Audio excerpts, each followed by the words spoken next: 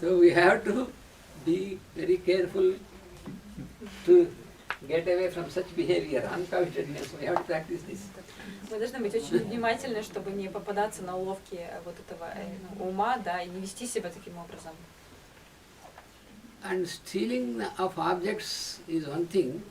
Also there is stealing on higher level. For example, there is a very good idea.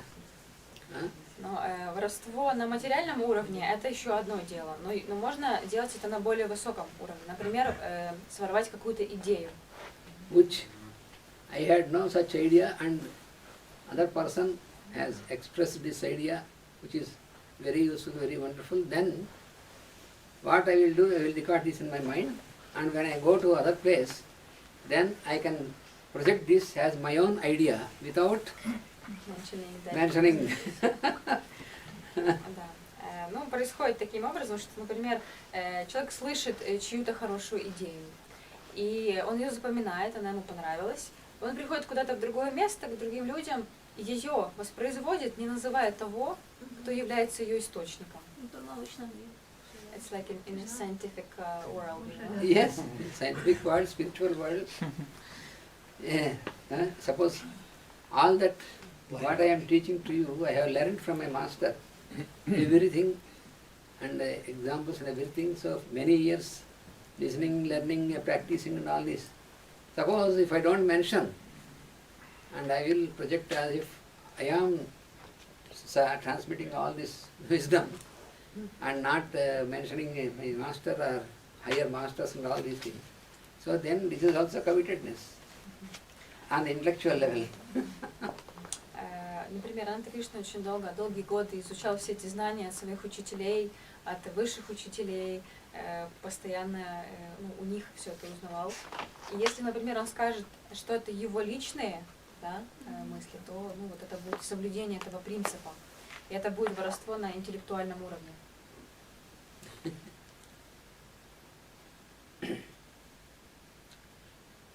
As a doctor also, you see sometimes, Ananta Krishna has given this medicine, it has worked so wonderful, and you will again when we meet, or then you will say that, then I will say yes, but in fact, application of that medicine in such situation I have learned from my teacher, from my master. So, otherwise how can I get it? Mm-hmm. So, if I don't mention this, and if I am not mindful of this, and if I don't mention this, and I make people feel that it is of my own, this is also covetedness. Если, например, Ананта Кришна дает какое-то лекарство, и оно хорошо срабатывает, и человек говорит, вы меня вылечили, спасибо, такой результат, и Ананта Кришна сказала бы, да, конечно, вот, правильно, все правильно, и он бы не упомянул, что он эти знания усвоил от своих учителей, да, то это тоже бы являлось бы нарушением принципа. So therefore, if we are not free from this covetedness, from this type of instinct, it will be an obstacle for us to go further in this path. Ну и подытоживая, если мы не соблюдаем этот принцип, он станет большим препятствием, да, несоблюдение, станет препятствием на пути к дальнейшим пунктам йоги. So this means, this is to get freedom from thieving instinct. That is what asteya. We have to be free. Because our mind, if we have this thieving instinct in the mind, then our mind is conditioned. So that is when our mind is conditioned, then we are in bondage. Этот принцип освобождения от идей, да, и от самого воровства, он, если он есть, он очень сильно обуславливает человека и создает ему определенные рамки, которые его держат. And the fourth procedure is what is called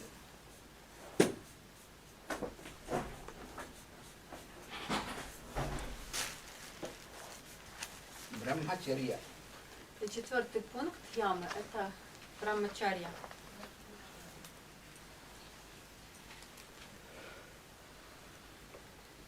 So, this means living in the consciousness of Brahma. Это означает жизнь в сознании Брахмы. So, charya means action. The action in such a way to be in the presence of, in the consciousness of Brahma. Brahma means the creative consciousness, creator consciousness. Брахма означает сознание Творца, а чарья – это поддержание себя в этом состоянии. So Brahma is the name which you find in the scriptures to denote the creator. Если в священных писаниях мы посмотрим, мы найдем имя Брахма как описание, как имя Верховной Личности. So Brahmacharya, so how is it possible that you can live yourself constantly stabilized in the creator consciousness? Как это возможно в жизни, как возможно так жить, чтобы стабильно находиться в сознании Всевышнего? That is by practicing what is called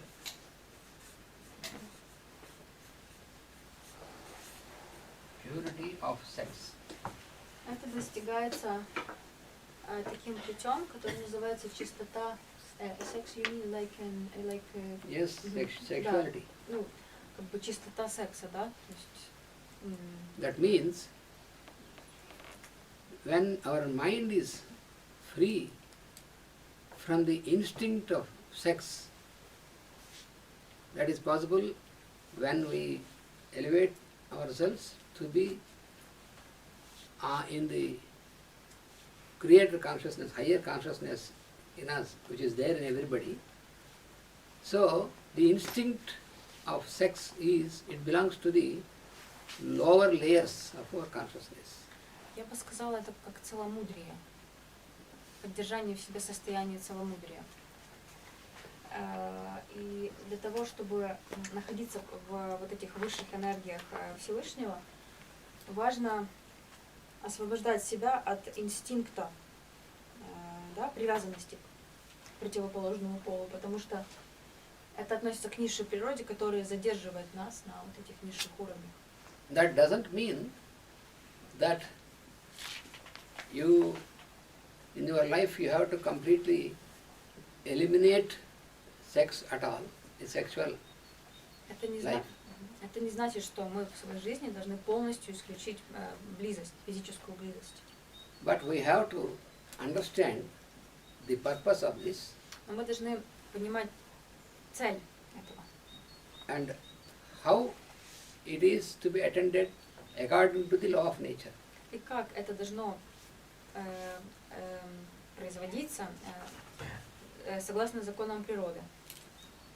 So when we properly understand its purpose in nature, then it is possible for us to get out of the instinct. Если мы четко, хорошо понимаем цель природы, которая закладывает в нас этот инстинкт, мы можем освободиться от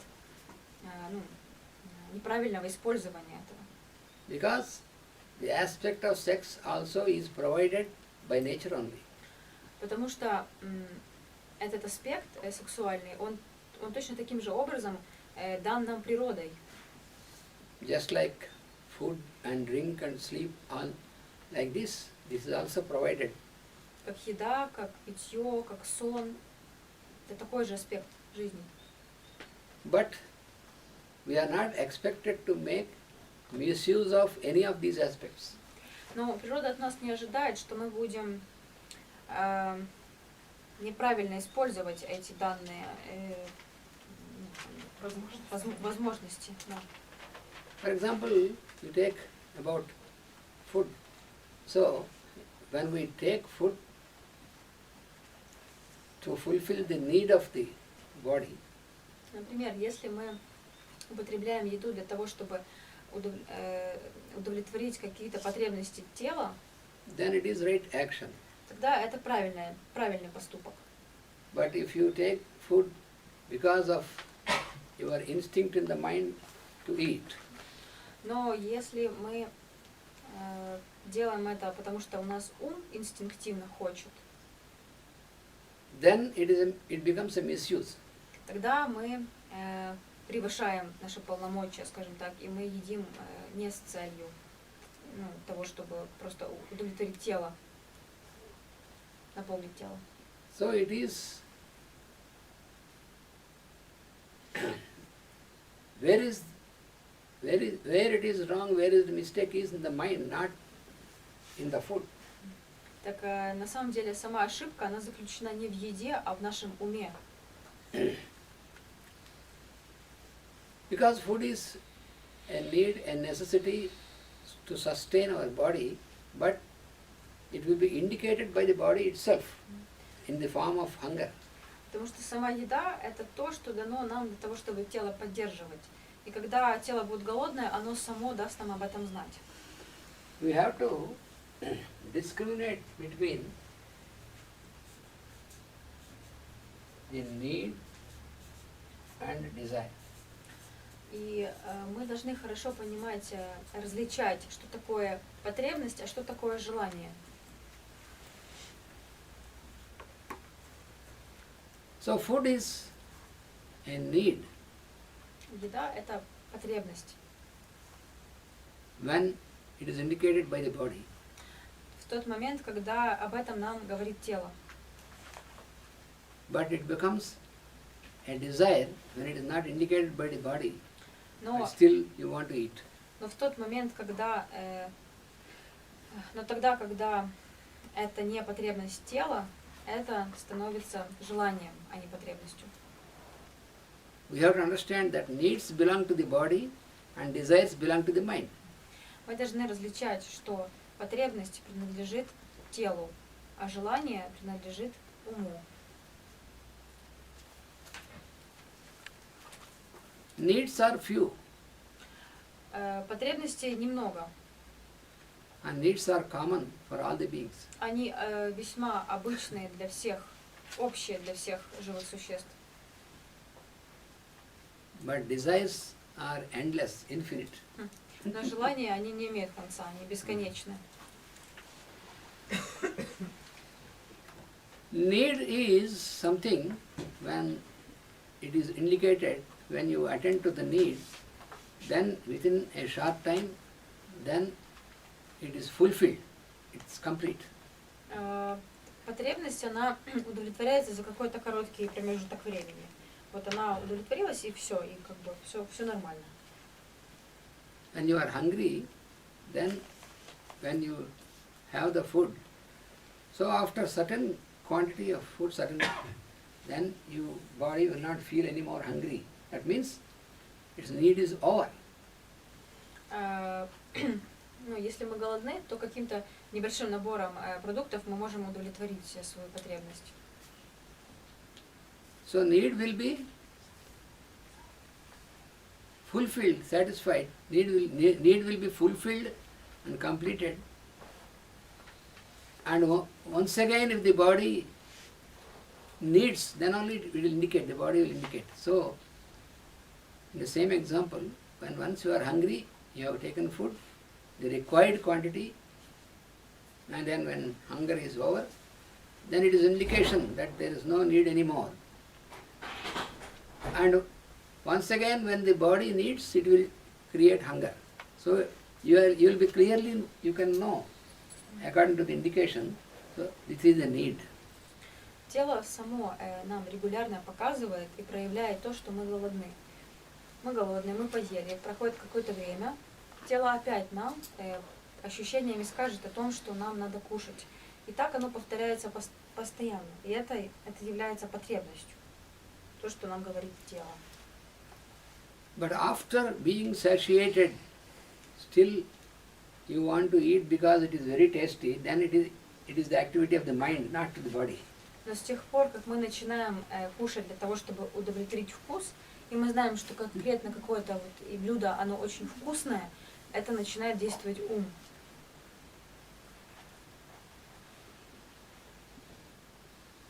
So, what is needed is for the body, but what is desired, it is by the mind. So, this is the point of discrimination between need and desire.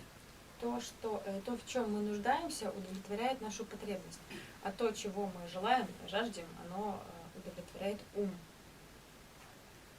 Similarly with drink, when we are thirsty, then body indicates that we have to drink. But you cannot go on drinking because the body doesn't need so much. It needs certain quantity, and then it stops, and then you have to stop. Точно так же ситуация обстоит с питьем. Если человек чувствует жажду, он выпьет какое-то количество воды. Но он не станет пить постоянно, потому что телу это не надо. Оно напилось, и все нормально, и потребность удовлетворилась. So you need not eat or you need not drink when it is not needed or required by the body.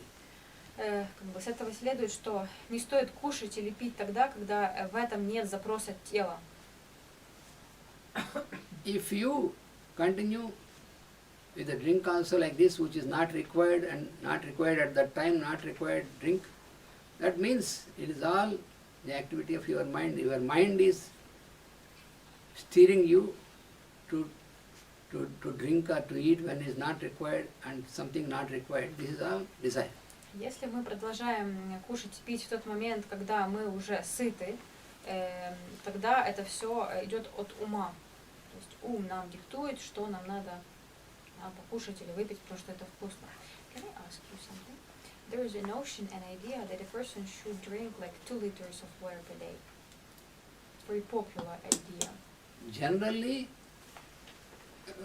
certain minimum quantity of water is required, but then also you have to observe the indication from your body. That is also important. Because if you are really following this, your body will definitely indicate you. So, first importance is the indication from your body. Unless a person is sick, some person who is sick in the mind, which we are going to study in homeopathy, some person, he doesn't feel like drinking even though he feels thirsty. So that is ill health. So leaving this, normally the body has certain requirement. The body gets adjusted with the heat and all these things from the atmosphere. So the body will regulate all this and then it indicates us. That is important. Я вот после объяснения с водой, я спросила насчет того, что нам часто говорят, что надо выпивать 2 литра воды в день. И говорю, ну так ли это? Ну, потому что 2 литра не каждый может. Он говорит, что все показывает тело.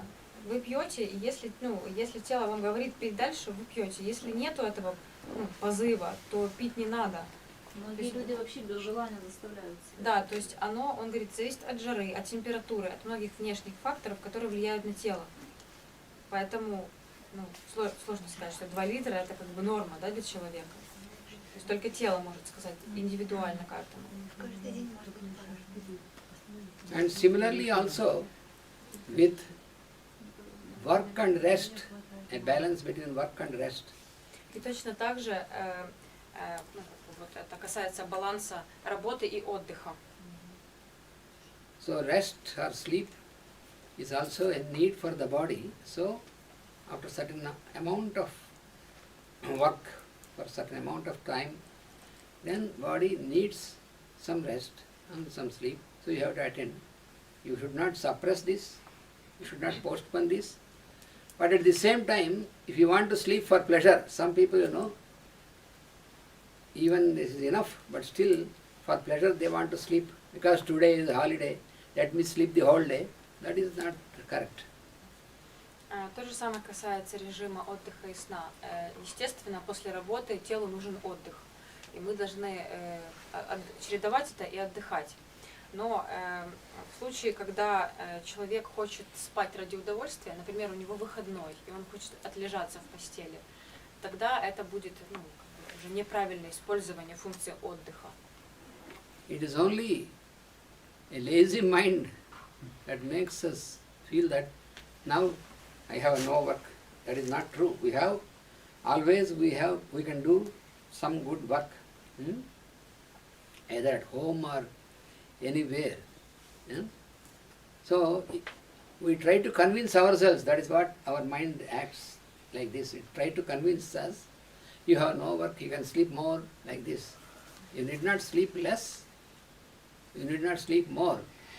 Sleep how much is required for the body.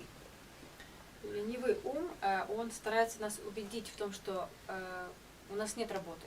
У нас в выходной день нет работы. Хотя при этом всегда найдется то, чем можно заняться на выходных. И здесь тоже нужно соблюдать баланс. Не спать меньше, чем нужно, но и не пересыпать, не спать больше нормы, той, которая требует тело. There is a sort of sickness in the mind in the form of what is called self-pity. Есть определенная такая как болезнь ума, и она называется самосожаление, как бы жалость к себе. That makes the person feel that he is very much tired. И это заставляет человека думать, что он очень устал. The fact is, it is not the work which makes you tired, but it is your mind which makes you tired. По факту в таком случае не работа делает человека уставшим, а ход его мысли, его ум заставляет его чувствовать себя уставшим. So these are the needs. Similarly, about sex also. То есть таковы есть потребности человека. Точно то же самое касается и сексуальной жизни. If your mind is dwelling constantly on the idea of sex, then it is sickness. Если ум человека постоянно сосредоточен на идее о сексе, это тоже болезнь. It becomes a strong obsession of the mind. Obsession. Озабоченность, да? Да, тогда человек становится озабочен этой идеей. So the purpose of sex is a means, an instrument given by nature to get its work done. To what is required for nature is that the beings should continue their progeny. That is what is required by nature. So for this, nature has provided this instrument of sex. Природа придумала инструмент близости для того, чтобы воспроизводить род.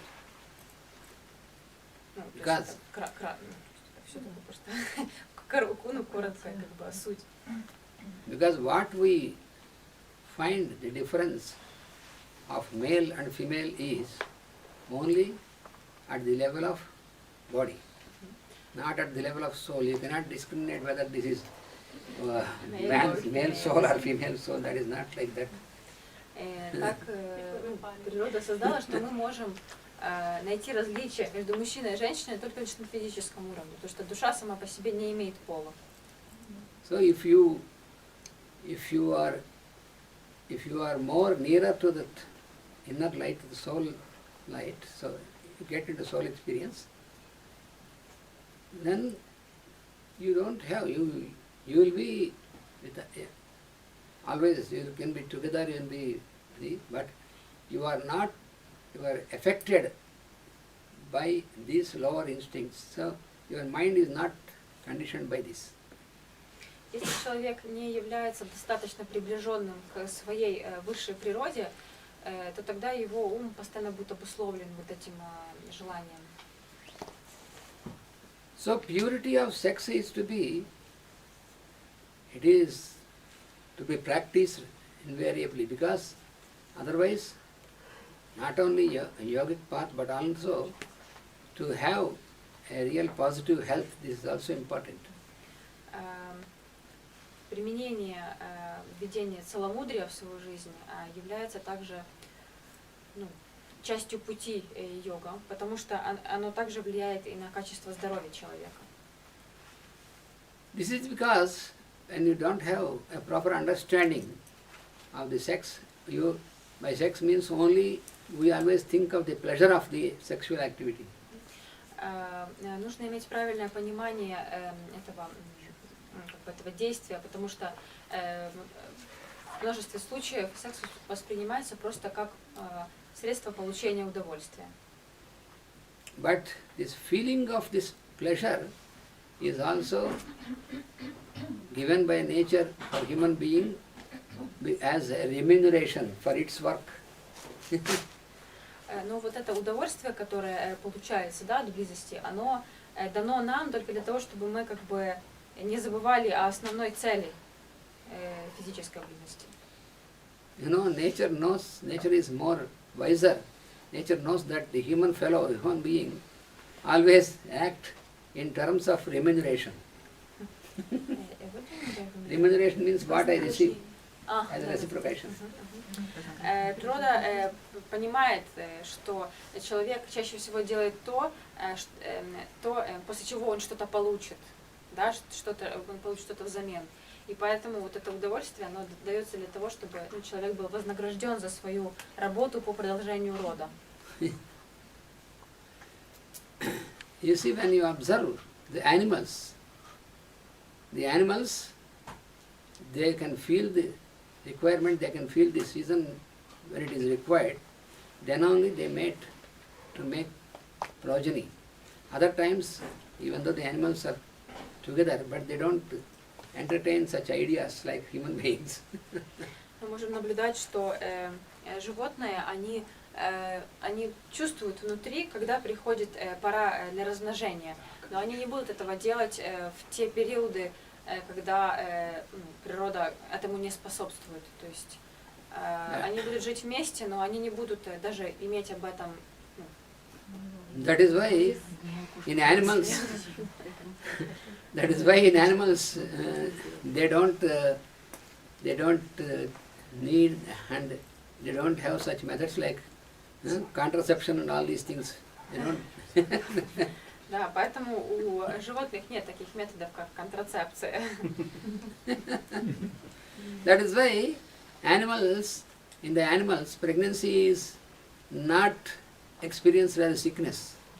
Поэтому у животных беременность это не болезнь, это естественное состояние природное. Whereas in human beings, pregnancy is experienced as a sickness and so much of medication, it is all ridiculous. В отличие от человека, для которого беременность чаще бывает воспринимается внешне как болезнь и назначается очень много разных лекарств, и что является само по себе абсурдным. Pregnancy and childbirth is quite natural phenomenon in animals. It should be also better, still better in human beings, but it is on the opposite, because human beings are obsessed by this aspect, misuse of sex. That is one of the major reasons why human beings are experiencing all sorts of such disturbances like a disease. Так, сейчас. Для животных